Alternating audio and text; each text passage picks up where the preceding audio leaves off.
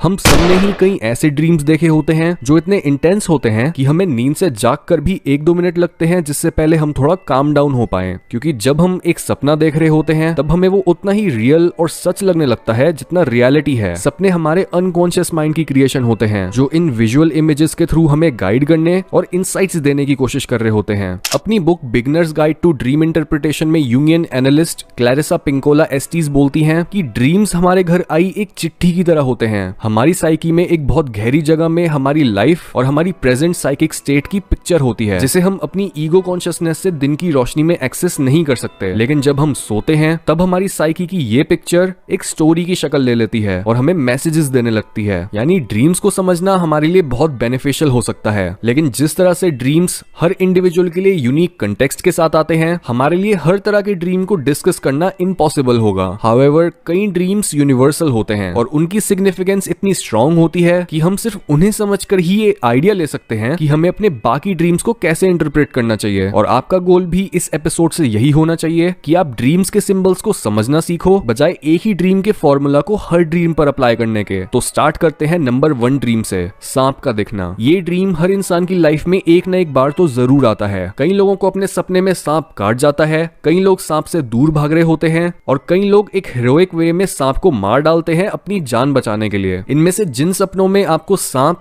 या जनरली किसी भी जानवर से डर लगता है कि वो आपको मार देगा, तो ये चीज आपकी लाइफ में किसी ऐसे थ्रेट को सिंबलाइज कर रही है जो सबसे एनिमलिस्टिक और अनकॉन्शियस होता है। और इनसे डील करने के लिए आपको ज्यादा अवेयर रहना है और अपने हर डिसीजन या बिहेवियर को क्वेश्चन करना है कि कहीं आप ही तो अपनी ग्रोथ को अपने अनकॉन्शियस पैटर्न्स के थ्रू नहीं रोक रहे। दूसरी तरफ जो लोग सांप को मार देते हैं उनके लिए मैसेज हो सकता है एक एक्चुअल प्रॉब्लम का जिसे वो ऑलरेडी सॉल्व कर चुके हैं, या फिर उनका माइंड उन्हें ये सजेशन दे रहा है कि उन्हें अपनी प्रॉब्लम या किसी नेगेटिव इंसान को ओवरथिंक करने के बजाय उनसे सीधा छुटकारा पा लेना चाहिए। नंबर 2, पानी का दिखना। नाउ पानी ड्रीम्स में अलग अलग तरह से दिख सकता है, जैसे कहीं से ओवरफ्लो होता हुआ पानी, बाढ़, या फिर आप खुद पानी में डूब रहे हो सकते हो। जनरली पानी अनकॉन्शियस माइंड और हमारी खुद की डेप्थ्स को ही रिप्रेजेंट करता है। तो अगर आप पानी में डूब रहे हो तो उसका मतलब हो सकता है कि आप खुद ही अपनी प्रॉब्लम्स को क्रिएट कर रहे हो, और ये इसलिए हो रहा है क्योंकि आपके अंदर विल पावर की कमी है या फिर आप अपने इमोशंस या डिसीजंस को पूरी तरह से काबू नहीं कर पा रहे हो। और अगर आप पानी पर सर्फ कर रहे हो या उसमें एंजॉय कर रहे हो तो वो आपकी मुश्किलों से डील करने की कैपेबिलिटी से भी रिलेटेड हो सकता है या फिर आपकी लाइफ में किसी पॉजिटिव चेंज से भी। नंबर 3, खो जाना।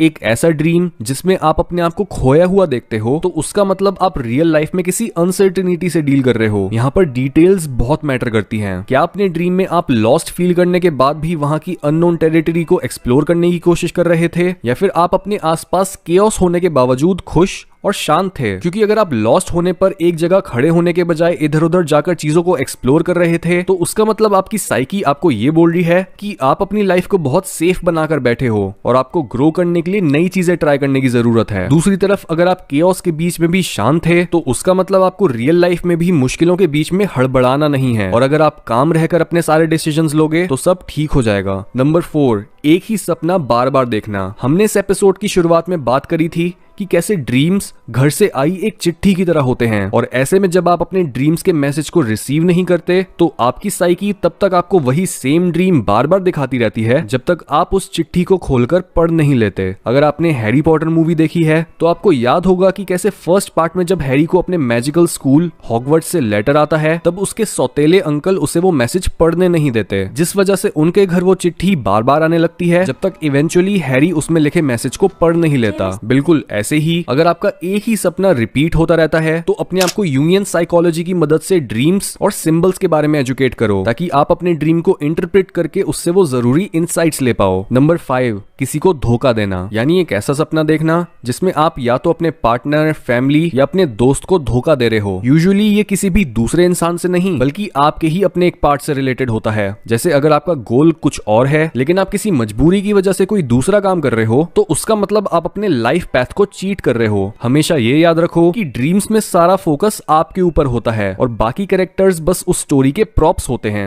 तो उन कैरेक्टर्स को लिटरली रियल लाइफ वाले लोगों से कंपेयर मत करो बल्कि उन्हें अपने अंदर ही ढूंढो। ड्रीम्स कुछ इस तरह ही काम करते हैं, मेटाफर्स और सिंबल्स के थ्रू। और अगर आप भी अपने ड्रीम्स को रेगुलर बेसिस पर इंटरप्रेट करना चाहते हो ताकि आप ग्रो कर सको तो अपने ड्रीम्स को लिखना शुरू करो और उनमें इस तरह के सिंबल्स को ढूंढो।